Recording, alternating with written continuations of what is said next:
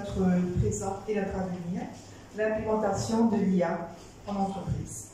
Avant toute chose, je voudrais remercier Jonathan Sillard, directeur de Rebus Operating Companies, qui nous accueille ce matin. Merci pour votre soutien à la communauté ESSEC. Je vais me présenter, je suis Marie-Noëlle Elissac, responsable de Talent Factory et aussi locataire, résidente à Rebus. C'est pour ça que je suis là aujourd'hui. Et je tiens aussi à remercier les amis de la presse qui sont là pour nous permettre de faire rayonner les échanges bien au-delà de cette salle. Aussi un merci à Géraldine et Rebecca de mon équipe pour l'organisation.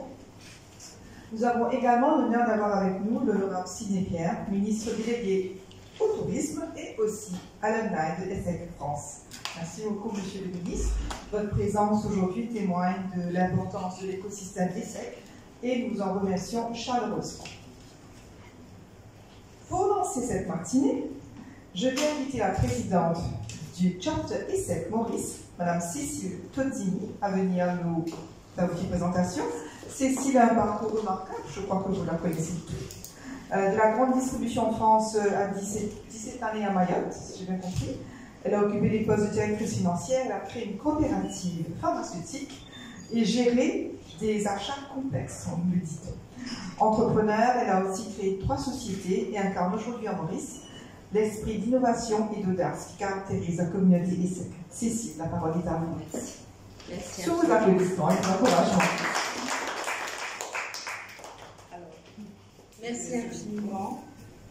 Monsieur le ministre, qui est un des nôtres, Madame la directrice, Mesdames et Messieurs de la presse, Mesdames et Messieurs, en vos grades et qualités, bienvenue à tous à notre conférence sur l'IA, l'implantation de l'IA en entreprise, enjeux et illustrations.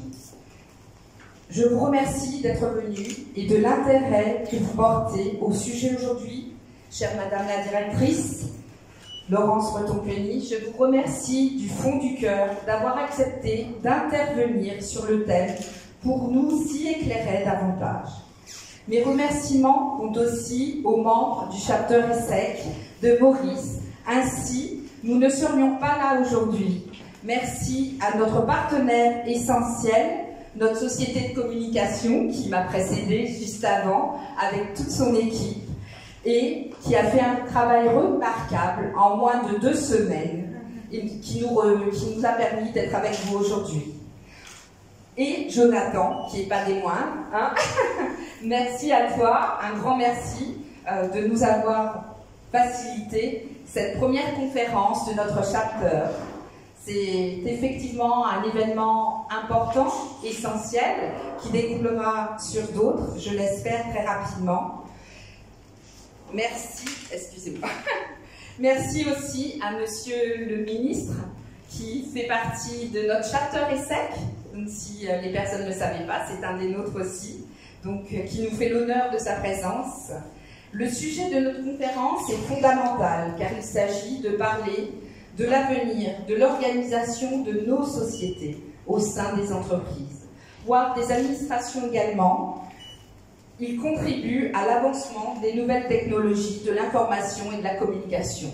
Et Maurice a une place significative, singulière dans le sud-ouest de l'océan Indien. Son avancement dans ce secteur, dont elle fait partie des premiers, un pionnier, est la matière dans notre région. Nous espérons que d'autres thèmes de cette nature apporteront un éclairage supplémentaire dans ces domaines. Je vous remercie. Bonne conférence à toutes et à tous. Et la prochaine fois, je vous promets, ce sera en anglais. Merci. Je laisse Madame Laurence Breton-Peny poursuivre. Merci infiniment.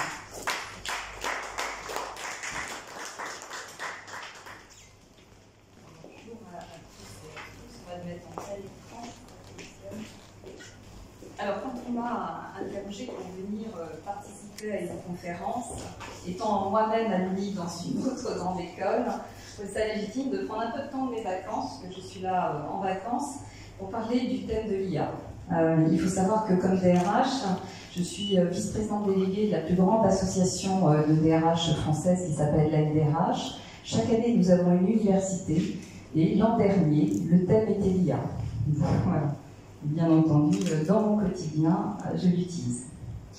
Étant donné que je ne connaissais pas le niveau des uns et des autres sur le domaine de l'intelligence artificielle, j'ai décidé de commencer voilà, un petit peu avec de la pédagogie pour rappeler les concepts.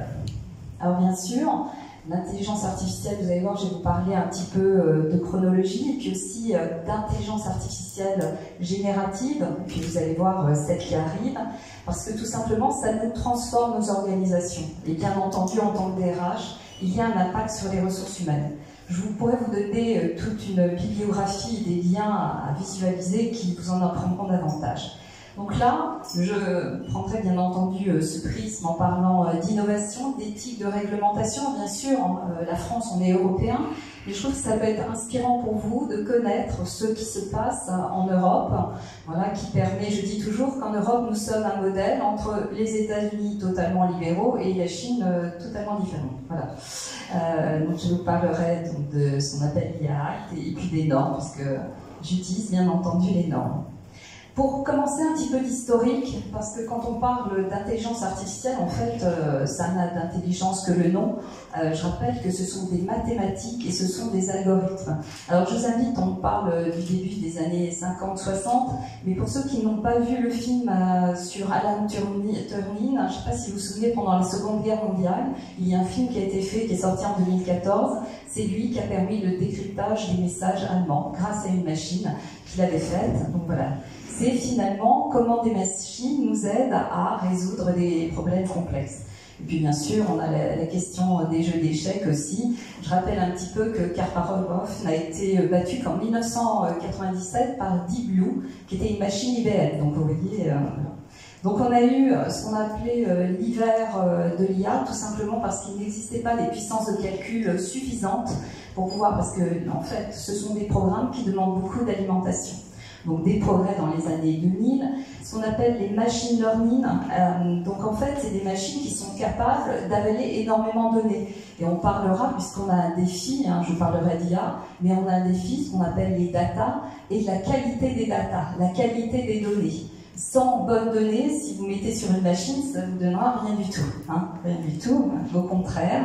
Et puis l'IA aujourd'hui, alors on en parlera et vous verrez, je me suis amusée pour cette présentation, c'est aussi un emploi du temps très chargé, d'utiliser d'un côté l'IA avec ChatGPT, puis de l'autre Google, et puis bien sûr des connaissances, pour vous montrer que si je me servais que de l'IA pour vous faire une conférence, on n'irait pas très loin sur le sujet.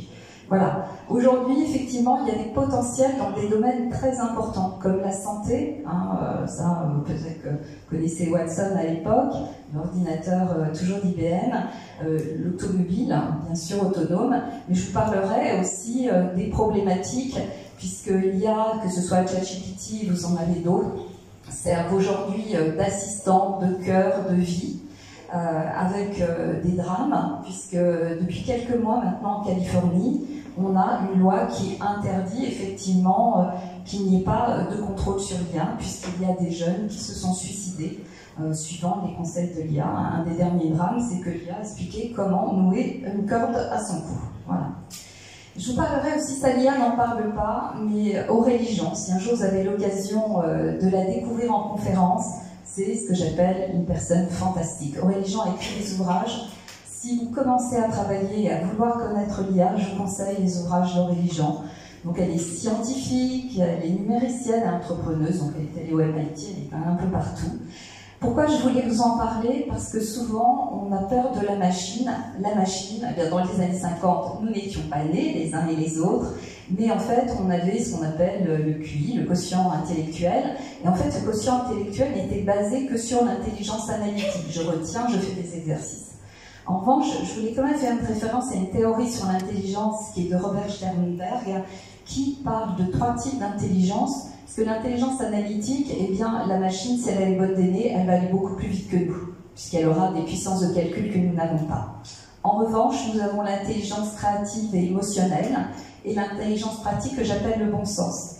Et ça, c'est un point important, c'est une citation d'Aurélie qui dit toujours « La machine simule le sentiment, ce n'est pas parce que l'on simule que c'est pratique avec du bon sens ». On a notamment un cas d'un homme dont le couple n'allait pas bien. Il parlait à son IA, et c'est d'ailleurs ce que demande la loi californienne maintenant, de bien dire que c'est une machine derrière ChatGPT et un humain. Et en fait, il était partagé entre l'IA avec qui il avait cru créer un meilleur mot et sa femme, il a fini de se suicider parce qu'il ne savait plus vers laquelle se tourner. Et en revanche, il ne parlait qu'à une machine. Donc maintenant, la loi qui vient de sortir uniquement en Californie, ce ne sera pas repris au niveau fédéral, mais effectivement, c'est parti. Alors, tout le monde connaît OpenAI et ChatGPT. Je vais faire une petite démonstration tout à l'heure entre ChatGPT 4 et ChatGPT 5. En fait, ce qu'il faut voir, c'est que par rapport à Internet, c'est la rapidité d'utilisation. 2 mois, 100 millions d'utilisateurs. Et surtout, ce qu'il faut voir, c'est qu'on est confronté aux nouvelles générations, notamment les générations Z. Aujourd'hui, ils ne font pas des recherches comme nous sur Google, ils vont directement sur ChatGPT.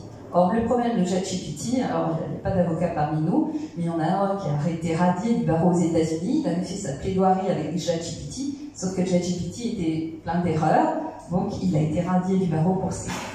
Ce qui est important, c'est de bien voir, et d'ailleurs vous aviez Bill Gates qui disait, ça va beaucoup plus loin que l'Internet. Et puis je vais vous parler d'AI, qui vraiment est, maintenant on l'appelle parfois ChatGPT et Image Generation. C'est tout simplement la façon, et là je ne parlerai pas de vidéo, mais vous pouvez voir des vidéos, si vous ne savez pas que ça a été créé par Dall-E ou d'autres, vous avez l'impression que c'est vrai, que c'est un vrai film, et donc c'est pour ça qu'il y a beaucoup de deepfakes aujourd'hui, et qu'il faut faire très attention. Alors, j'ai pas pu m'empêcher de vous parler Mistral, et puis Mistral c'est une licorne française. Bien sûr, on n'y a pas accès en tant qu'individu, mais en tant qu'entreprise, parce qu'elle fait vraiment des références, voilà, c'est plus professionnel. Maintenant, les enjeux de l'implantation. Alors, bien sûr, Aurélie Jean, toujours. Pourquoi? Parce que c'est fondamental. Ce que je vais vous présenter après, c'est ce que vous avez sur ChatGPT. Bon, je vais l'illustrer, mais le premier, c'est le risque de discrimination technologique. Et on va voir pourquoi. Et vous verrez à un moment donné, l'industrialisation a touché l'école bleue, l'IA touche l'école blanche. Voilà. Et ceux qui ne sauront pas utiliser, dans mon groupe, on ne parle pas d'intelligence artificielle, on parle d'intelligence augmentée, c'est-à-dire que vous allez être augmenté, à condition d'en faire bon usage, et ça on va en parler. Un impact social et sociétal, alors je ne parle pas du digital labor, c'est dans certains pays à bas coût, vous avez des personnes qui rendent des données à la main tout le temps, parce qu'il faut bien alimenter sans alimentation. La perte du libre arbitre. J'aime beaucoup l'exemple que donne Aurélie. Vous allez sur n'importe quel réseau, alors pas LinkedIn parce que c'est professionnel, et vous faites des recherches sur des chats, alors vous allez avoir des vidéos de chats tout le temps. Je rappelle que plus vous scorez, plus vous avez des endomorphines, plus vous avez envie d'aller voir des bêtises. Alors moi je suis hyper protégée parce que j'ai jamais aimé ce genre de choses. Pourquoi le libre arbitre? Parce que derrière il y a des IA. Donc si vous mettez des chats, on va vous présenter que des chats. Qu'est-ce que ça donne aujourd'hui? Ce qu'on appelle les fermes à clics. Eh bien, tout simplement qu'on a une radicalité des personnes, parce que je vais dire n'importe quoi, on ne va pas prendre la politique ni la philosophie, on va prendre une question alimentation. Un vegan n'aura que du vegan. S'il est un peu extrémiste écologique, il n'aura que des extrémistes écologiques, que des nouvelles alarmantes sur l'écologie. Ce qui donne d'ailleurs beaucoup d'éco-anxiété, et on dit que les gens n'ont pas de libre arbitre. Parce que ce qu'ils pensent être la seule vision du monde, en fait, c'est la seule vision du monde par rapport aux critères qu'ils ont donnés. Donc, un conseil d'Aurélie Jean, à un moment donné, regardez beaucoup des chats et des chiens, comme ça vous allez perdre l'IA, qui va se rafraîchir, parce qu'elle va croire que vous avez que les chats et les chiens, et vous allez avoir d'autres informations. Après, l'impact environnemental. Alors, en France, on a beaucoup de data centers. On a, en Île-de-France, je crois qu'au total, on a 1400 data centers en France. Ça sert à la fois à l'IA, ça sert aussi au stockage des données. Il ne faut pas oublier que la consommation en énergie en France est déjà de 2% pour les data centers. Et un data center, parce que vous en avez des énormes, ils utilisent l'équivalent par jour de 30 000 foyers. Donc il faut faire très attention. Très attention, parce que ce qui semble aujourd'hui anodin, ce qui semble accessible financièrement, vous savez, c'est comme vous avez des produits qui sont peu chers au début, et puis après on augmente les prix, et qu'il n'y aura que certains qui pourront les utiliser. Aujourd'hui, c'est comme un produit d'appel. Beaucoup d'entreprises de ce domaine ne sont pas rentables, elles sont vraiment dans la capitalisation et dans les data centers. Je vous invite à lire des articles sur les infrastructures. Alors bien sûr, les enjeux d'IA, vous demandez à ChatGPT à compétitivité. Alors ce qui est sûr, c'est qu'aujourd'hui, une entreprise ne peut pas faire l'impasse de s'interroger sur la question d'amélioration de son efficacité. En revanche, c'est vraiment la question d'éthique et la conformité, et vous imaginez bien, si j'étais aux États-Unis, j'aurais peut-être pas le même souci au niveau de l'éthique et la conformité. Je vous ferai un petit point sur le RGPD. Et puis la transformation des emplois. Puisque si aujourd'hui vous avez des emplois qui diffèrent, qui sont des emplois pour lesquels une machine peut les remplacer, notamment pour des études marketing ou autres, eh bien on va s'interroger sur l'impact et les compétences, je vous en parlerai. La technique, parce que intégrer une IA à des systèmes d'information, je parlerai tout à l'heure des assistants, ou par exemple, vous avez Zoom qui est un autre produit français, vous avez Teams, si vous faites des réunions en Teams, vous avez des réunions en Zoom, on a l'IA qui fait des comptes rendus, nous on a Nota. Je vous invite à faire la différence entre le compte rendu qu'a fait Nota et le mien après. Et bien en fait, il a plein de choses qu'il n'a pas mises. Plein de choses qu'il n'a pas mises. Il vous fait des comptes rendus et vous vous demandez parfois si vous êtes dans la même direction. Et parfois, j'ai des collègues et amis qui ont trouvé des mots comme soi-disant quelqu'un avait dit je t'aime pendant la réunion, ce qui était totalement faux, mais qui montre que ça ne gêne pas de mettre des mots comme ça. Je vous rappelle que le principe de toute intelligence artificielle, et c'est pour ça qu'on parlera de la traduction simultanée, c'est la question de la potentialité des lettres après une première. C'est des questions voilà, de probabilité. Donc parfois, on se retrouve avec des choses. Donc c'est vrai que ça nous permet une collaboration, on en parlera. Donc l'innovation continue, l'analyse de données, les ressources humaines, l'amélioration de la satisfaction des employés. Alors, on peut mettre des outils d'IA pour le bien-être, il y en a de plus en plus, à condition, d'ailleurs, c'est les premières startups en France, quand vous regardez le champ, c'est en ressources humaines et en bien-être.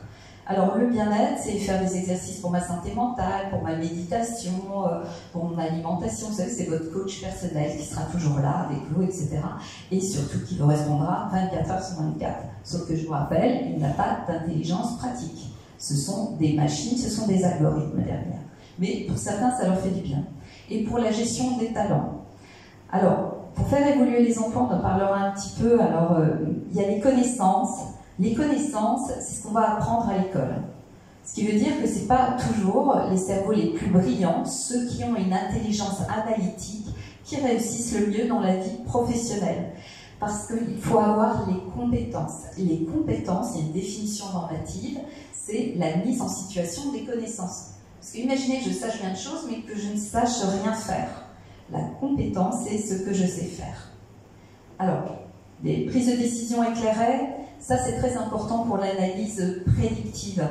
La prédiction, on a énormément d'entreprises en France qui l'utilisent. Ça peut être le roi Merlin pour tout ce qui est jardinage. En fonction des saisons du climat, vous pouvez avoir des algorithmes qui vous prédisent de façon assez fine les consommations. Qu'est-ce qu'on va consommer à un moment donné? C'est ce qu'on appelle l'analyse prédictive. Là encore, l'intérêt c'est d'avoir des séries, pas de changement climatique, qui changent chaque année finalement les données. Et on peut faire effectivement des recommandations. Mais je rappelle toujours, ce sont des recommandations. Le décideur doit être humain. Et puis l'expérience client améliorée.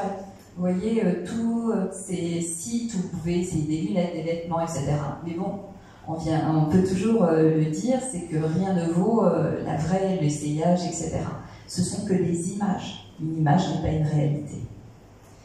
Maintenant, les risques, ça je vous l'ai dit, la variabilité des données. ChatGPT, on va prendre que ChatGPT parce que c'est ce qui est le plus connu. C'est en fait, ChatGPT s'alimente de toutes les données que vous mettez dedans. Donc en clair, vous mettez des asénités, et ben il les ressortira à un moment ou l'autre. On a fait aussi, on a des experts, nous, pour vous savez, vous avez des mots-clés sur Google pour être recherchés, enfin, il y a des spécialistes, qui ont dit, si pendant 1000 fois vous faites des articles sur vous, sur des sujets précis, ben, vous pouvez sortir comme un expert. Alors que quelqu'un qui sera expert, qui n'aura jamais été mis sur ChatGPT, par exemple, moi, quand j'ai tapé sur l'intelligence artificielle, je parlais de données, Gartner, etc., ça n'est jamais sorti. Pourquoi? Parce qu'il faut que ce soit des choses qui ressortent très souvent. Alors, c'est la manipulation épiée. On a eu cette problématique au début avec les algorithmes aux États-Unis notamment, parce que finalement, ceux qui créent les algorithmes étaient d'une certaine ethnie. Donc en fait, involontairement, vous mettez vos biais à l'intérieur. Donc c'est ça qu'il faut faire très très attention. Et sans parler d'ethnie, on peut parler de sexe. Au départ, l'IA avait beaucoup de biais sur les sexes. C'est-à-dire que quand on disait un mot pour une femme, c'était toujours péjoratif. Pour l'homme, c'était valorisant. C'est ce qu'on appelle les biais. Mais les biais, c'est pas le défaut de la machine, c'est le défaut de l'écriture de l'algorithme.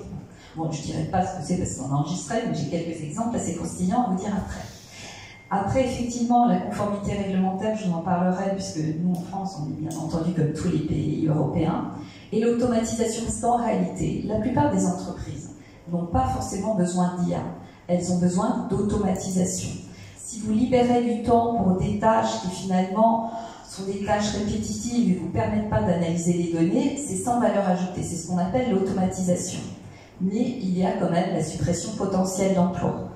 Voilà, avec la nécessité de programmes de reconversion, puisqu'en même temps, et je ne sais pas si c'est la même situation chez vous, mais en France, nous sommes en manque à la fois d'experts en IA, d'experts en IT, qui viennent un peu partout dans le monde, en domaine pharmaceutique aussi.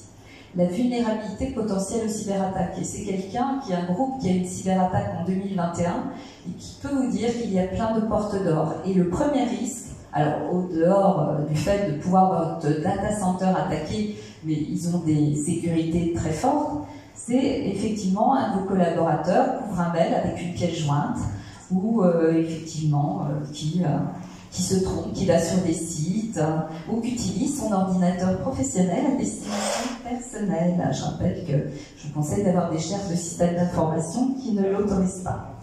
Après, il y a un impact sur l'emploi et on a de plus en plus, et là c'est pas l'objet de la conférence aujourd'hui, mais un impact sociétal comme DRH. Maintenant, l'implémentation. Je trouvais que c'était vraiment important. Vous savez, dans tout programme IT, comme tout programme IA, l'échec vient de la mauvaise présentation et de ce que l'on veut. Si vous ne définissez pas exactement ce que vous voulez faire, eh bien ça ne marche pas. Vous voyez, identifier les tâches modifiables et remplaçables, les nouvelles possibilités, valoriser quand même les... Et puis, cette analyse des besoins n'y coûte pas.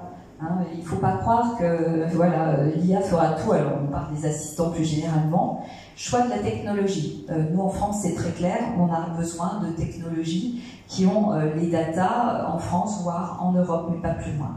Le déploiement, puis la formation. Je ne poserai pas la question de qui a été formé. Je vous donnerai juste un exemple. Au sein de mon groupe, nous avons commencé par le COMEX et tous nos managers ont été formés. Il y a des formations accessibles à tous. Je voulais vous donner quand même un petit aperçu de l'avancée de la technologie. Vous avez peut-être vu tout à l'heure sur mon premier slide où Sam Altman disait maintenant avec ChatGPT 3, vous avez un doctorant sur chacun des sujets. Bon, pour être docteur, j'ai pas vu finalement qu'il était doctorant, enfin peut-être qu'il est en première année. Mais voilà, vous voyez un petit peu, j'ai fait un prompt assez simple. Ce que vous avez en haut, et en annexe, voilà, j'ai mis une illustration de bien faire des prompts. On a des cours sur le prompt. Là, j'ai fait un truc simple. J'ai quand même dit bonjour. Voilà. J'ai dit, explique-moi comment implémenter l'IA en entreprise. J'ai fait les deux versions. ChatGPT 4, ChatGPT 5. ChatGPT 5, vous voyez, avec la même question qui est un prompt basique, hein, il faudrait aller beaucoup plus loin, va effectivement dans le questionnement que vous devez faire. C'est-à-dire, là, vous avez des étapes, quels bénéfices, ça devient de plus en plus précis. Voilà, comment effectivement les bonnes technologies, etc. Donc on va voir selon les cas d'usage. Vous avez effectivement tous les cas et les outils. Hein. Donc là vous voyez, il va beaucoup plus loin dans l'explication puisqu'il vous parle aussi de Python et bien loin les cours que je prenais effectivement sur le sujet. J'étais à la fac mais qui était très bien. Alors, ce qui est important, vous voyez, là vous avez une chose que nous faisons tous quand nous faisons des implantations. C'est vraiment constituer les équipes, ça fait partie des bonnes pratiques et de l'intérêt. On n'implémente jamais seul, il faut effectivement avoir des compétences nécessaires. Ce que vous voyez comme compétences nécessaires, ce sont des nouveaux métiers. Au sein de mon groupe, depuis quelques années, on a créé une filière IA, enfin data plus exactement. Pourquoi une filière data? Parce qu'aujourd'hui, les formations que vous avez en extérieur, c'est des data scientists. Sauf qu'un data scientist, il a besoin des tonnes de données. Une entreprise, pour lui, c'est très petit. En revanche, dans chacun des métiers, par exemple, si je prends le métier des ressources humaines, nous avons des datas que nous pourrions utiliser. Je vous rappellerai, nous, on a la CLIN, on a la protection des données, mais quand même. Un point qui est excessivement important, c'est ce qu'on appelle le POC. Alors, il y a toujours plein de POC. Le POC, c'est Proof of Concept. C'est vraiment là où, avant de préparer à grande échelle, on teste. Quand j'entends des gens qui disent « demain, je remplace l'IA », non, c'est un chemin l'IA avec des barrières, et à un moment, il faut, et c'est d'ailleurs nous, en tant qu'humains, qui devons savoir faire ça, c'est la prise de décision. Je prends la décision, j'y vais ou pas. Et c'est notamment après ce POC, quand j'ai analysé, je me dis, finalement, j'y vais ou pas, est-ce que ça m'apporte? Parce qu'il y a quand même un petit argument financier, on verra ça si vous voulez tout à l'heure, c'est vraiment important. Puis la question du déploiement. Parce que la culture d'entreprise est quelque chose d'important. On a beaucoup d'études en France qui disent l'appréhension de ceux qui ne connaissent pas l'IA, ce qu'est l'IA, que c'est une machine, un algorithme, etc. Et ceux qui n'ont aucune culture, à part peut-être ChatGPT, ont une peur incroyable. Et si les gens ont peur, eh ben vous êtes sûr que ça ne marchera pas. Vous pourrez mettre de l'argent, et c'est la même chose en IT, quand on a des CRM, voilà, des systèmes, des ERP dans l'entreprise, c'est la même chose. Et puis mesurer l'impact et améliorer le contenu. Vous savez, dans mon entreprise et dans ma vie en général, on parle du PDCA, Plan, Do, Check, Act. Je planifie, je fais, je regarde et je corrige. Et en fait, moi j'ai toujours une illustration, c'est la route des mines, alors, pour ceux qui ne connaissent pas. Donc vous avez un système penché, vous imaginez la roue avec la petite souris à l'intérieur, et ça tourne toujours. Pourquoi? Parce qu'on ne s'arrête jamais. C'est ce qu'on appelle le processus d'amélioration continue. C'est pas parce que vous avez implémenté l'IA, en fait, c'est toujours à renouveler, surtout à prêter attention. Alors, les meilleurs IA, c'est, certains les appellent IA réactive, en fait, vous avez beaucoup de mots différents, IA explicite, IA implicite. En revanche, la meilleure, c'est en termes de santé. C'est effectivement pour plusieurs raisons. La première, c'est souvent les déserts médicaux. Parce que même nous, en France, on a des endroits où c'est des déserts médicaux. Voilà, les temps ont changé, et puis la population vieillit, on va se dire. On a une population vieillissante en Europe, et en particulier en France. Et donc, l'IA peut permettre effectivement d'avoir un apport. Je vais vous donner un exemple de métier qui, aujourd'hui, on en a de moins en moins. C'est les ophtalmologues et les dermatologues. Or, le cancer de la peau est un cancer en progression, et avec le Covid, les gens se sont moins soignés. Et donc aujourd'hui, ils sont en train de regarder des applications justement sur le sujet. Vous avez également, et c'est une des startups que co-crée Aurélie Jean en ce moment, sur effectivement le cancer du sein. Parce que l'analyse des mammos, de tout avant, je rappelle que 1% des hommes souffrent de cancer du sein, ce n'est pas qu'un cancer féminin, j'ai vu que vous aviez la petite boîte. Et donc effectivement, c'est ce qu'on appelle le prédictif. C'est-à-dire que si vous avez des données, on vous dira les risques et ça permettra un meilleur suivi des personnes. Le service client, les chatbots, alors c'est ce que je disais tout à l'heure, moi ça m'arrive, ce que je dis toujours, c'est qu'il faut quand même un humain à un moment, et ça m'est arrivé dans certaines grandes entreprises, c'est dire à un moment, je veux un humain, je veux un humain. À un moment donné, chatbot a ses limites. Bien sûr, il est à 24 heures. Et puis, à mémoire limitée, on voit bien effectivement, je rappelle, et ça, les assistants vocaux, vous avez peut-être déjà Siri ou autre, les transports, le commerce, bien sûr. Alors, moi, je parlerai de Siri dans les téléphones. Je suis Apple à titre personnel. Et je me rappellerai toujours d'une réunion de négociation avec les organisations syndicales. On est à la fin, le dialogue social chez moi est quelque chose d'important et c'est un bon dialogue social. Et je leur dis, on va trouver une date. Je dis le 17, ils disent non. Je fais le 18. Et là, mon téléphone dit, j'appelle les urgences. Je dis non. Non, en fait, on est tout le temps écouté, et alors que je n'avais pas dit Siri, il a entendu le 18 et il a appelé les urgences. Tout ça pour vous dire, ça c'est ce qu'on appelle à mémoire limitée. Alors, bien sûr, ça peut sauver une vie. Je n'avais pas dit Siri. Et 2 fois dans mes conversations, il est arrivé comme ça, à l'improviste. Donc, comme vous le savez, nous sommes écoutés. Voilà. Et je ne parle pas de Netflix. C'est ce que je vous disais, comme sur les réseaux sociaux, dès l'instant que vous avez un axe de recherche, on va toujours vous proposer les mêmes choses. Alors, au niveau du levier de compétitivité, alors effectivement, quand on regarde un peu, on va vous dire, alors je rédige un mail en quelques secondes. Je conseille de regarder le mail quand même. Je fais des comptes rendus automatiques. Oui, il faut bien les relire. Je traduis des contenus instantanés. Pour un groupe qui pour moi est à l'international, c'est intéressant. Mais avant, j'avais tendance à regarder sur Reverso et d'autres la traduction, mais je la relisais quand même. Voilà, vous savez, c'est comme quand on est manager, la délégation n'empêche pas le contrôle. Parce que si vous êtes responsable, et ça c'est un point important, j'en parlerai tout à l'heure, on parlera des chartes IA. Et puis, un point qui me semblait important, donc là c'est une étude française, qui vous montre que finalement l'adoption de l'IA est vraiment au début, dans les petites et moyennes entreprises. Donc, parfois on me dit oui, mais bon, en fonction de l'endroit où je suis, mais c'est normal. Vous voyez, on était à 13% en 2023, c'était déjà plus 8 par rapport à avant. Et donc c'est l'IA générative, c'est des choses assez simples. Voilà, donc on a des gains d'usage, mais c'est toujours voilà, particulier. Alors maintenant, on va partir dans la partie que je préfère, c'est l'implantation de l'IA. Alors ça, ChatGPT m'en a absolument pas parlé. C'est le rapport que certains connaissent peut-être, c'est Goldman Sachs. J'apprécie beaucoup puisque finalement ça vous donne une vision. Alors, ce qu'il faut toujours, c'est regarder différents types de cabinets, puisque chacun essaye de vendre son service après. Il faut quand même, voilà. Mais on parle que 25% des emplois pourraient être automatisés. En France, on a fait des études sur l'automatisation, on arrive à peu près aux mêmes choses. Alors tout à l'heure, je vous disais, ça va être les codes blancs qui vont être touchés. Les économistes, tous ceux qui font de l'administratif et les avocats. Mais je vais vous dire qu'il y a quand même une chance de... Qu'est-ce qui va être touché? C'est tout ce qui peut aller beaucoup plus vite dans la machine. À condition, et d'ailleurs en France, on a les éditeurs juridiques, puisqu'on a des éditeurs spécialisés, l'AMI par exemple, qui font des IA uniquement pour les avocats. Un avocat ne peut pas prendre l'IA ChatGPT. Mais en fait, il y a toute la jurisprudence, tout est rentré, tous les arrêts de la Cour de cassation. Donc c'est pour ça, en fait, on va tomber beaucoup plus dans le conseil. Donc là, comme vous voyez, il y a 7% des emplois aux États-Unis qui pourraient être touchés, 63% qui pourraient être augmentés, je vais vous montrer lesquels. Donc en clair, on a énormément d'emplois qui vont être automatisés ou augmentés. Alors là, je fais un petit point d'arrêt sur image parce que je pense que c'est ce qui va vous intéresser par rapport à votre activité et vous allez vous dire, finalement, bon, ce qui est important, c'est notamment les emplois nouveaux qui vont être créés par l'IA. Et ça, on en manque déjà. On manque déjà de prompt spécialistes. Alors nous, on fait des formations au prompt, ça c'est important.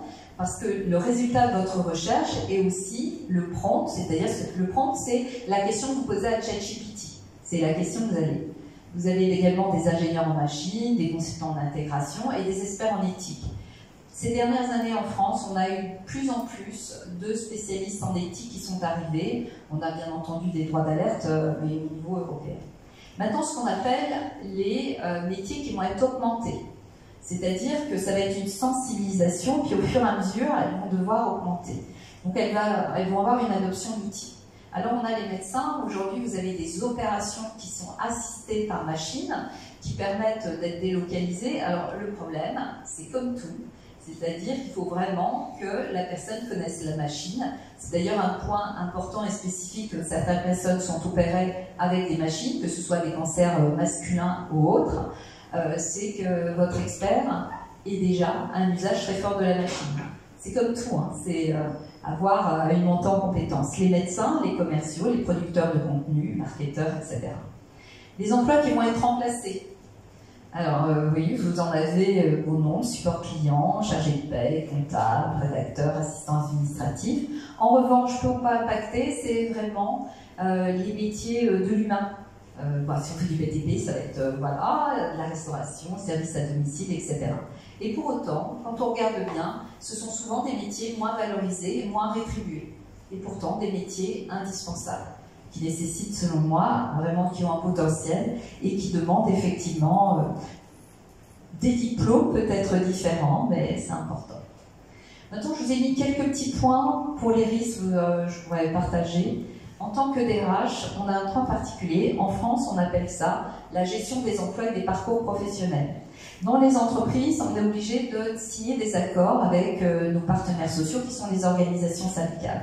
Moi, je vais au-delà, parce que je préside la commission de normalisation pour la France au titre de mon association, et nous avons des normes au niveau ISO. Il y a quelques années, nous avons fait une norme qui s'appelle le Strategic Workforce Planning, donc la gestion prévisionnelle de la main-d'œuvre. Alors parfois, ça semble bizarre comme intitulé, surtout en France. En réalité, c'est parce qu'on ne s'arrête pas aux salariés. Le champ des DRH augmente, il n'y a pas que les salariés, il y a toutes les personnes qui travaillent pour nous et qui sont rétribuées, mais pas en salaire.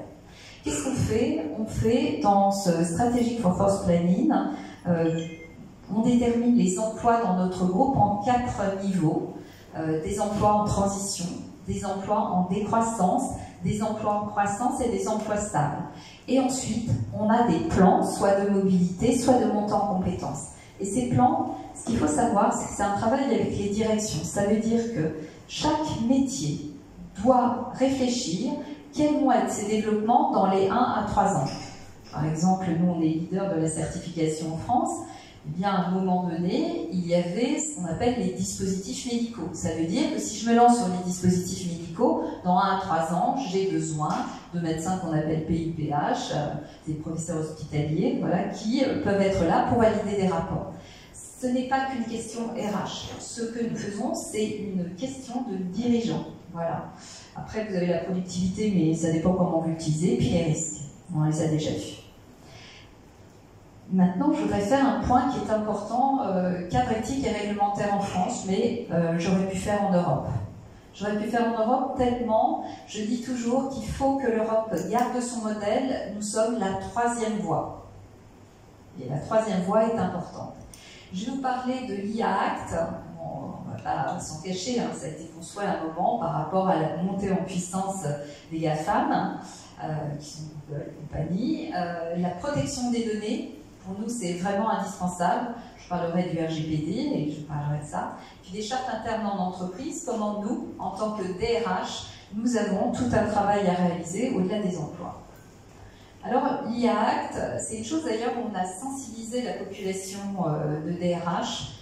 Alors, bien sûr, pour nous, c'est vraiment important. Et regardez comment... Alors, j'ai gardé vraiment ce qui vient de notre site de réglementation, mais c'est une réglementation produit. On considère l'intelligence artificielle comme un produit, parce que c'est un algorithme, c'est une machine, ce n'est pas un humain. Voilà. Alors, comment est-ce qu'on régule sur le marché européen? Donc nous, on a adopté ce qu'on appelle le réglementation AI Act en 2024, et surtout, on classe les IA en 5 risques. Ce qui est important, risque inacceptable, donc vous avez des pays qui en font, hein, c'est manipulation inconsciente, notation sociale, catégorisation biométrique. Vous êtes reconnu dans la rue, la compensation n'aurait plus le droit de voyager. Bon là, je n'en cite pas plus. Donc chez nous, c'est pas autorisé. Celles qui sont à haut risque, c'est-à-dire que celles-là, effectivement, on peut avoir des réglementations des dispositifs médicaux. Vous savez, notamment, voilà, des dispositifs médicaux qui pourraient avoir des IA à l'intérieur, pour effectivement avoir un respect de l'individu, que vos données et tout ce que vous faites ne soient pas déversés quelque part. Vous avez des IA spécifiques, voilà, c'est important par rapport à tout ce qui génère le contenu.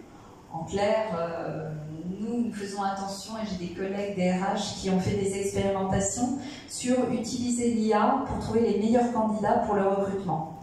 En fait, il y a eu un biais, parce que, alors qu'on est tous sur la diversité et l'inclusion, comme l'IA a repris les 10 dernières années de recrutement, en fait, elle a recruté un clone des autres. Ben oui, la pauvre, on lui a donné un historique, donc elle a trouvé les candidats. Donc ils ont arrêté ces IA. Ensuite, nous avons celle qu'on appelle aux usages généraux. Voilà, c'est ce qu'on appelle le jeu de données d'extrêmement. En réalité, une IA, vous pouvez avoir votre propre IA et vous l'entraînez sur des données. Il faut juste faire attention. Voilà, l'usage général. Protection des données, je passerai assez vite. Nous, c'est ce qu'on appelle la réglementation, règlement général de la protection des données. Quand vous entendez un Européen dire RGPD, alors là, c'est je lève, patte blanche. En fait, nous, on renforce le droit des personnes. Ce qui est important, c'est tout ce qui vous concerne. Votre identification ça peut être directe, indirecte. Et qu'est-ce qu'on veut? Le respect de la confidentialité, l'intégrité de la donnée, non-modification. Imaginez que quelqu'un modifie votre date de naissance. Bon, parfois, si c'est pour la question, pour être à vie, mais imaginons que ce soit l'inverse, que ça a un impact sur votre retraite future, sur vos diplômes, quelqu'un vient jouer sur vous. Nous, il y a quand même un certain nombre de droits, il y a 6 droits qui sont importants. Le droit à l'information. Nous, en France, si vos données sont utilisées, on doit le savoir. Je rappelle qu'on a un bel adage en gros, si c'est gratuit, c'est vous le produit. Donc voilà, c'est la même chose pour les données, hein, si on récupère vos données. Je rappelle qu'Amazon a fait son argent, non pas forcément dans la vente des produits, mais par la récupération des données. C'est important de savoir. Les droits d'accès, effectivement, qui a accès aux informations que vous déposez, le droit d'opposition. Nous, c'est d'ailleurs un peu compliqué aujourd'hui. Les salariés peuvent demander un droit d'effacement. Je vous laisse imaginer quand ils sont en photo avec différentes personnes auxquelles ils ont donné droit, des emails avec différentes personnes. Donc à un moment, il faut raison garder quand même. Le droit à la rectification, le droit à la portabilité et surtout le droit à la limitation. Donc voilà, ce qui est important à savoir, c'est que ça concerne l'Union européenne et tous ceux qui veulent travailler avec des gens de l'Union européenne. C'est important. Voilà, sur les salariés, collaboration, changement des rôles, la stratégie. Formation continue. On a dans le bilan social en France le taux de formation des individus qui doit être mis par sexe, par catégorie socio-professionnelle et par âge. Vous donner un exemple, dans mon groupe, c'est 86%. Et surtout, la formation continue, développer les compétences numériques et éthiques. Vous avez aujourd'hui des plateformes intéressantes que vous pouvez ouvrir à vos collaborateurs également et pouvoir les suivre. Être transparent.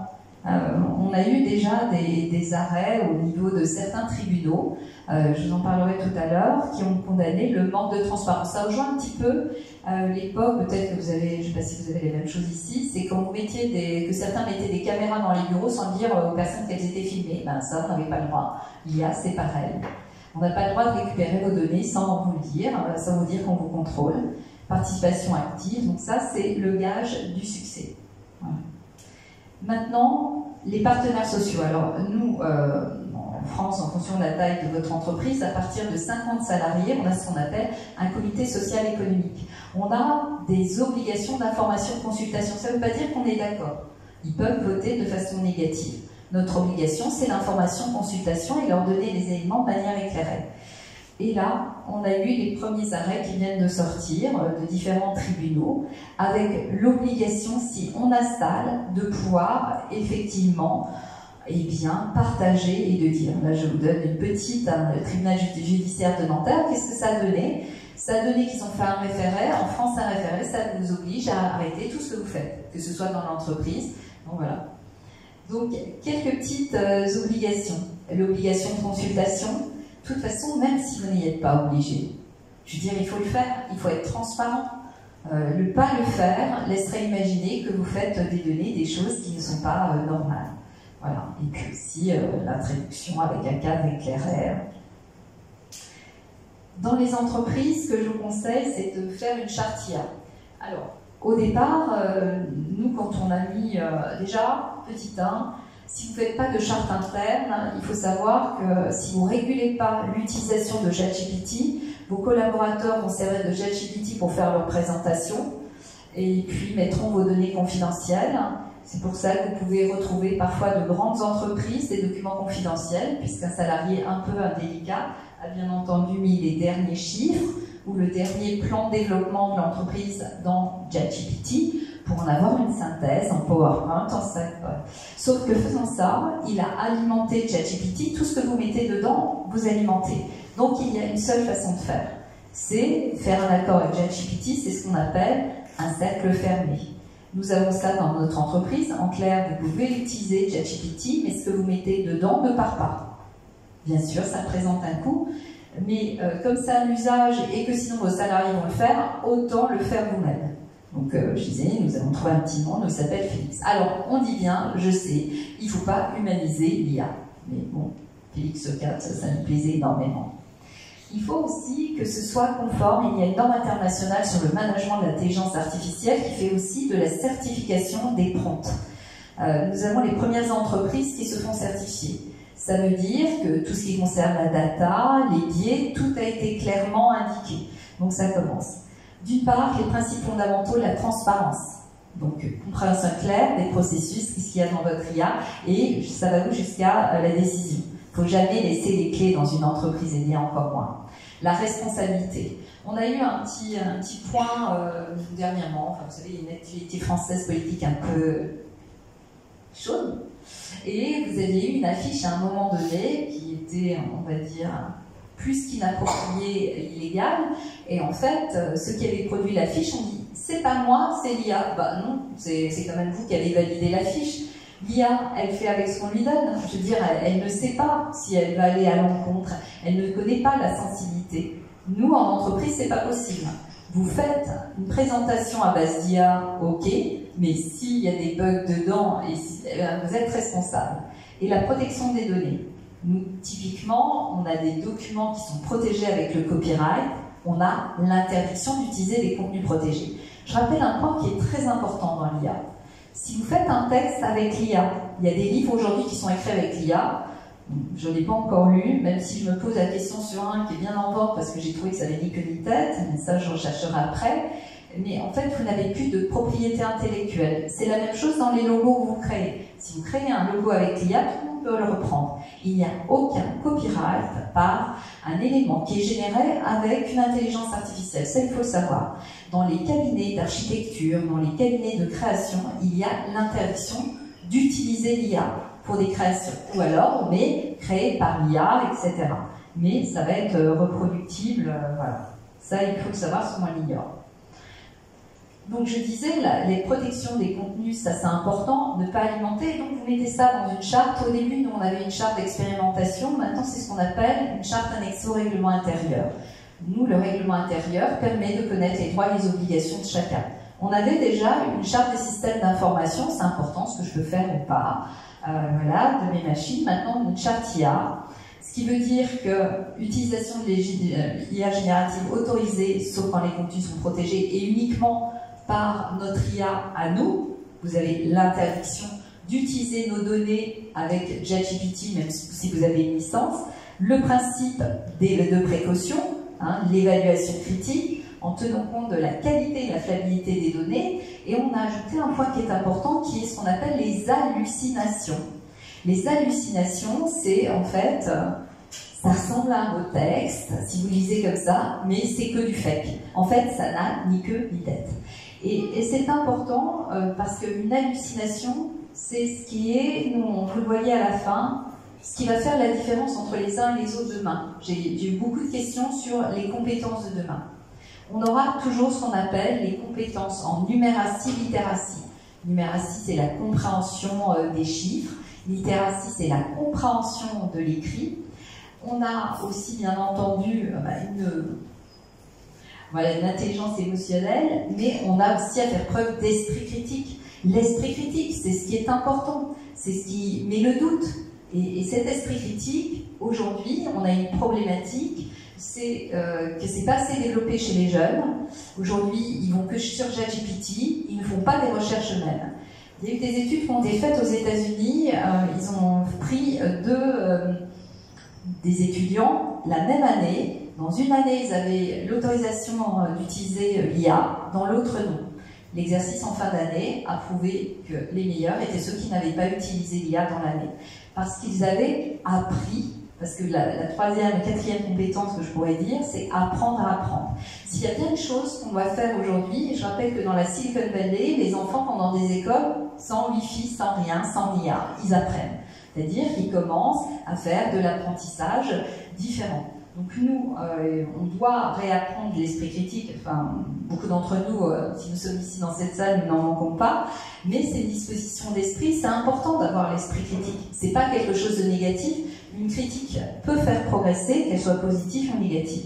Je dis toujours que l'important, c'est la façon dont on le dit. Donc, et l'esprit critique, c'est ne jamais admettre une affirmation, un jugement ou un fait sans en avoir reconnu la légitimité. En clair, vous utilisez ChatGPT, vous allez vérifier vos sources. La responsabilité des utilisateurs, ça j'aime bien parce qu'on dit toujours dans une entreprise il y a des droits et des obligations. Alors nous en tant que DRH, on doit effectivement sensibiliser, former à l'utilisation éthique de l'IA. Donc là, c'est programme de formation, mais c'est pour tout le monde. Le signalement des anomalies, c'est bien de signaler des anomalies, c'est important. Si personne ne signale des anomalies, on ne pourra jamais. Et puis la culture de l'expérimentation, ça il faut encourager. Vous savez, c'est ce qu'on appelle chez nous le droit à l'erreur. Le droit à l'erreur, vous pouvez vous tromper une fois, c'est pas grave. Alors, comment se former? Alors, je vous ai dit, je suis une fan inconditionnée de religion. Comme vous aurez lu ses ouvrages, et si vous avez la chance, comme moi, de la rencontrer, vous verrez. Et en fait, elle dit une chose intéressante qui devrait être comme un mantra qu'on devrait chacun se dire. Se former par des lectures et des programmes exécutifs. Ça, c'est important. C'est-à-dire qu'apprendre à apprendre, c'est valable toute sa vie. Vous savez, c'est fini le temps où on disait dans les grandes écoles, t'es sorti combien? Premier, deuxième, cinquième? Non, ça c'est fini, parce que les connaissances, il faut toujours les avoir tout au long de sa vie. Et se former par des lectures, on dit toujours des lectures différentes. C'est-à-dire, imaginez vous êtes à côté politique, et ben vous devez lire aussi les autres. Voilà, c'est toujours intéressant d'avoir ce pendant. Vous devez lire aussi des lectures scientifiques. C'est vraiment très important. Sur les actualités en notant vos interrogations, c'est-à-dire ne pas être la bouche ouverte comme certains devant la télé tout le temps. Moi, parfois même en regardant des séries, je m'interroge, je me dis tiens, là, est-ce que c'est vrai? Est-ce que... En fait, il faut toujours avoir une attitude proactive, ne pas être un poisson rouge. Poser des questions aux personnes scientifiques et techniques. C'est quand même incroyable que vous ayez des influenceurs qui pensent aujourd'hui que la Terre est plate. En fait, on manque de culture scientifique et technique à tel point que les ingénieurs que nous formons dans la production et la maintenance, c'est moins valorisé que ceux qui vont aller faire du business développement, proposer des projets. Alors qu'on a vraiment besoin de revaloriser la culture scientifique et technique. Et puis, utiliser un mot quand on est capable de l'exprimer, savoir ce qu'il signifie, ça c'est important. Alors, Aurélie Jean l'a peut-être dit parce qu'on était là. Je ne parle pas des scientifiques qui sont excessivement importants, mais elle a dit qu'il y a deux métiers importants. Il y a les journalistes, parce que je vous ai dit, il faut qu'on soit au courant de ce qui se passe, voilà, pour rendre le monde meilleur. Voilà. Et puis elle dit les DRH. Pourquoi c'est un métier d'avenir? Parce que nous devons continuer à faire apprendre aux personnes leur métier. Aujourd'hui, si vous êtes un expert et vous utilisez l'IA, c'est pas grave, parce que vous savez faire sans IA, vous avez appris. Si nous n'apprenons pas aux jeunes générations, que ce soit des métiers, on peut parler d'avocat ou autre, mais des métiers à la sueur de votre front, eh bien, vous saurez plus faire. Et imaginez demain qu'il n'y a plus d'IA, alors là, vous êtes déclassé parce que vous ne saurez pas faire. Voilà, ça c'est important. Et puis, on parle beaucoup de la traduction. Voilà, mon groupe est présent dans plusieurs pays, donc on a testé différents modules en simultané en X langues. Eh bien, apprendre une langue reste quand même important parce que ça nous permet de comprendre une autre culture.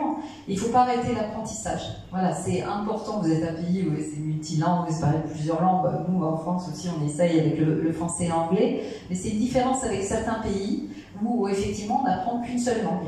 Et en fait, ça nous manque pour l'apprentissage. Voilà. Et puis les perspectives, bon, voilà, c'est un petit peu ce qui se passe. Et puis les certifications d'avenir. En conclusion, je rappellerai que pour nous en tant que DRH, c'est crucial. Si on a fait l'an dernier notre université sur l'IA, c'est pas pour rien. On a un rôle important et surtout il faut qu'on dise aux personnes de notre fonction de se former. Comme on s'est formé, business continuity et la continuité d'activité. Bon, c'est vrai qu'on n'a pas tous le même parcours, ça on est bien d'accord, mais on a tellement de défis éthiques et réglementaires que si nous-mêmes on n'est pas formés, et c'est la même chose pour tous les cadres dirigeants, hein, vous ne pouvez pas implémenter l'IA si vous ne connaissez pas l'IA. Et on avait peu d'organismes. Hein. Nous, il faut savoir que quand on a commencé, on a pris des scientifiques de la Sorbonne. Alors, bien sûr, c'était très littéraire, un petit peu comme moi, bon, c'est un petit peu mon côté, mais ça a beaucoup appris. C'est ce qu'on appelle élever l'esprit. Et ça, c'est important. Et nous, on appelle vraiment à l'action. Hein. On a une norme internationale menée en ce moment par les États-Unis, où l'une des baselines, c'est éviter la déshumanisation de nos organisations. Et j'ai mis cette petite citation pour terminer de Stephen Hawking en 2014. La création d'une intelligence artificielle serait le plus grand événement de l'histoire de l'humanité, mais elle pourrait aussi être l'ultime. C'est à nous de conduire notre chemin. Et je vous remercie de votre écoute à tous.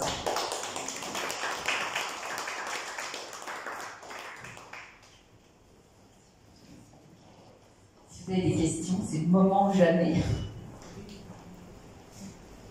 Pas de questions? La sidération, c'est ce qu'on appelle la sidération. Peut-être une question pour moi. Vous avez parlé de journaliste, je suis un journaliste. Comment ça se fait? Non, j'ai une grosse voix.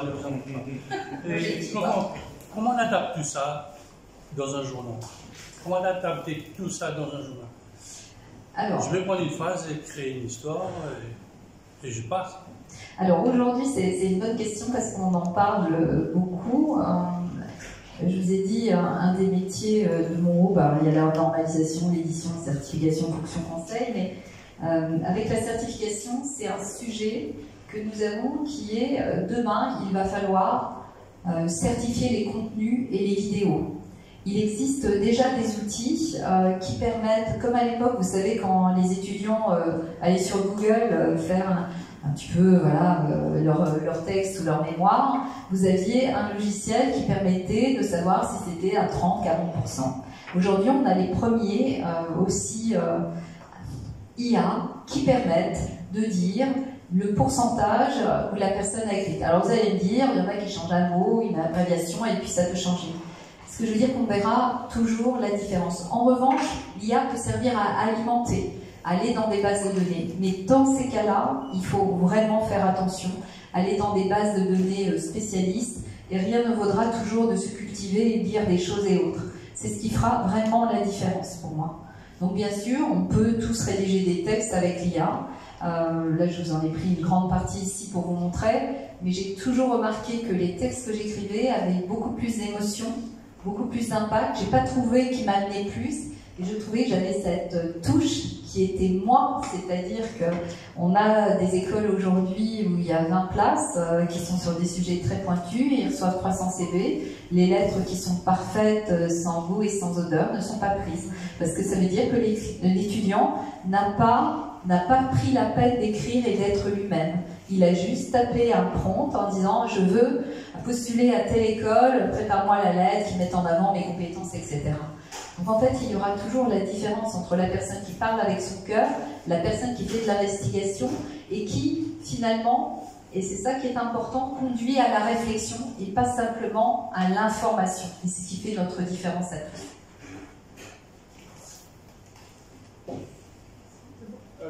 Oui, j'ai une question.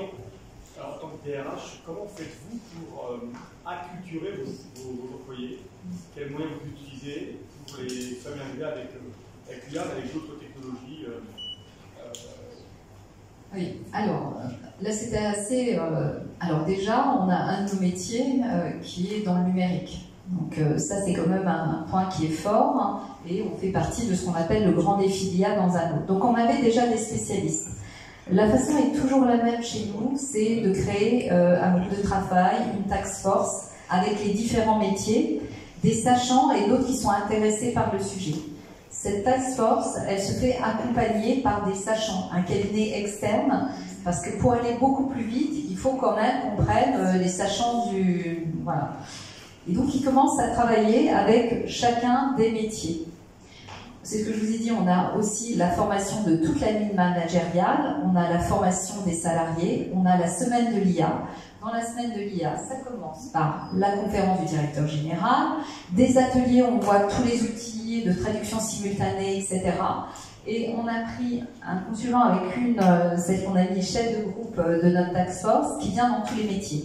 Par exemple, il est venu dans mon équipe de la DRH, on a scindé en deux, on a scindé la partie RH pure et la partie environnement de travail, parce que les métiers sont très différents. Il est venu, il a fait une conférence de l'IA, en prenant des images, etc., un truc beaucoup plus ludique que moi. Ça a plu à tout le monde, que ce soit mes chargés de paye et autres. Et après, on a travaillé, qu'est-ce que pourrait nous amener l'IA? Et là, on a mis, pour nous, alors c'est plus... Et c'est ça qui est intéressant, parce que quand vous travaillez sur l'IA, en fait, vous faites de l'automatisation. Je vais vous dire un truc tout simple. Quand elles envoyaient, on a 86% des personnes formées, je laisse imaginer, donc quand elles envoyaient les mails pour confirmer aux personnes leur formation, parce qu'il y a toute une équipe, eh bien certains ne les glissaient pas dans leur calendrier et disaient « Ah bah non, j'ai pas pu venir, j'ai pas vu ». Bon, bref, on a créé un petit outil qui permet que quand elles envoient le mail, il y a un petit pop-up à l'intérieur, elles cliquent dessus, le pop-up se met dans le calendrier. Ça a l'air de rien, mais on aura plus 1% qui dit « Ah, ben, je n'étais pas au courant que j'avais une formation ». Voilà, d'autant que s'il vient pas, c'est sa direction qui paye pour lui, donc voilà. Et ça, c'est de l'automatisation. Mais c'est très intéressant. On regarde aussi sur des outils, Power BI, etc., pour faire des tableaux de bord. Mais là encore, c'est la qualité de la donnée. Si vous avez des mauvaises données, vous n'y arriverez pas. Ça dira n'importe quoi. Premier travail, c'est travailler sur la donnée. Voilà, des choses comme ça. Mais c'est vrai, cette semaine de l'IA, là, on a fait la semaine de la cybermalveillance. Parce qu'aujourd'hui, effectivement, vous avez des personnes qui perdent plein d'argent puisqu'elles se sont fait hacker émotionnellement. On a des cas en France, 800 000 €. Hein. Elle a cru au prince charmant qui avait des problèmes. Je crois que c'était celui qui ressemble à Brad Pitt, mais je crois que c'est pas 800 000 €. Et vous en avez plein d'abus de confiance parce qu'aujourd'hui, les deepfakes font que la personne, et surtout, cybermalveillance, a beaucoup de cas où c'est de la famille ou des amis qui disent ah, là c'est pas possible. Elle parle au travers le monde, donc, et tout ça c'est parce qu'il y a des deepfakes. Elle dit ah si, je l'ai vu en vrai, bien sûr, à la caméra, elle a vu quelqu'un, mais c'était pas lui, pas elle. Donc voilà. Donc c'est cette culture qui continue et on a plein de formations en ligne, on a des plateformes et on a des obligations comme on a fait, parce que nous on a le code anti-corruption. Donc après, on a des trends entiers de personnes qui doivent suivre des formations, comme pour le compte. Mais le fait d'avoir annexé la charte au règlement intérieur signifie que la personne qui enfreint cette charte sera éligible à une sanction disciplinaire. Ouais, en fait, on a expérimenté, après c'est toujours important de mettre un cadre.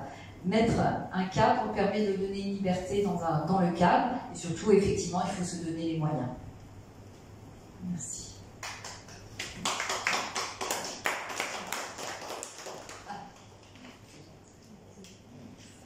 Merci Laurence. Je pense que vous avez apporté un regard unique sur l'IA. Vous êtes allé au-delà de la... Je suis unique. Tout à fait. Vous allez au-delà, il me semble, de la technologie. Vous avez parlé beaucoup plus de l'impact humain et organisationnel. Merci. Et je crois qu'on va vous remettre un joli bouquet. Oh, c'est gentil. Merci. Merci beaucoup.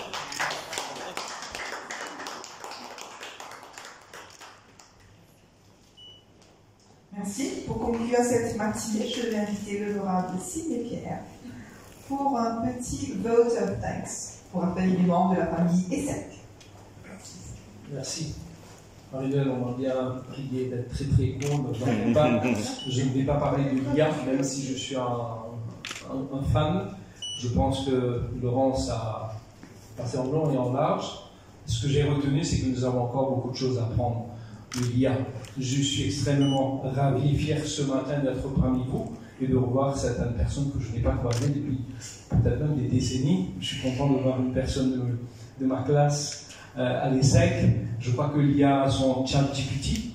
Merci à Cécile de nous amener son chat ESSEC. Et je pense que ça me permet, moi ça me permet de revoir d'autres personnes qui font partie de cette grande famille de l'ESSEC à l'île Maurice, et je crois qu'il y en a encore d'autres qui ne sont pas présents aujourd'hui. Je voulais remercier Cécile de l'initiative d'avoir créé déjà le chapitre à l'île Maurice, et c'est la première conférence, si je comprends bien. Première conférence. Merci à Laurence pour l'exposé sur l'IA, et je suis sûr que ça nous a stimulé, en tout cas, d'aller surtout sur la partie légale, puisque nous avons bien compris qu'il y a aussi des risques, et même beaucoup de risques. À vous tous, merci. Cécile a mes coordonnées, donc j'aimerais bien, j'ai essayé plusieurs fois de scanner le QR code pour rejoindre le chapitre, mais bon, il y a d'autres préoccupations qui nous ont empêchés. Merci à Géraldine, à Marie-Noël, que je suis ravi de revoir aujourd'hui, à Raj et à d'autres personnes que je n'ai pas revues depuis longtemps. Je vous souhaite une excellente journée, belle initiative. Merci.